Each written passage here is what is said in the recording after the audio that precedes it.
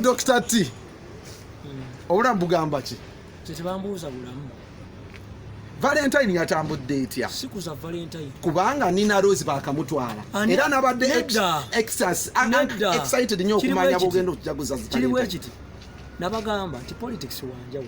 Oyo politics. Andi wanaawe. Mbabazi. Bazi yakujjako Nina Rose.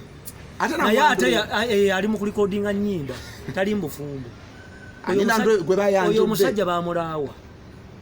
Andre. Oteekeddwa okumanya nti Andre mutabani wa Gitojo bamulaawa. Second, Nina Rose will come back to me.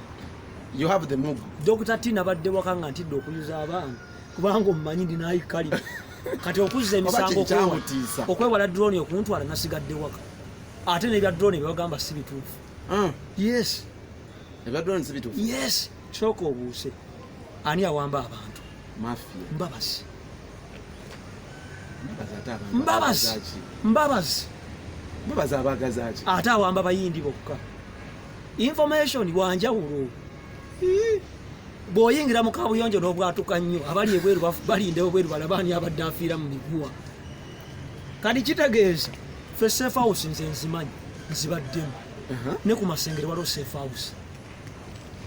Eyambabazi. Bwe batunda byakulya kulika mu safe house. Tunda byakulya. Kati Valentine tingenze ndi Dr. T afulumya agenze kulaga abantu mukwano. Toyina go walazera avu yadde. Nze Valentine wange ye Museveni. Museveni go atayina ba ex bangi Mbabazi ex wa Museveni. Besigye ex wa Museveni.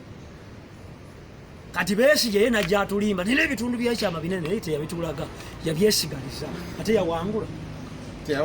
Kati a person to hire a lawyer of Besigye awozo omusango gwa Nuupu muba mweringiza. Agumanyi. Anti Besigye yawangula. Kati byatakola lwaki nkwata ku mukira gw'empologoma enfunfu n'obulamu yafaaki. Ekikulu yali mpologoma. Besigye mwetagala kumwokya. Bw'oba weetaaga obulungi ogw'omusango baguleete mu kkooti ya Kisekwa.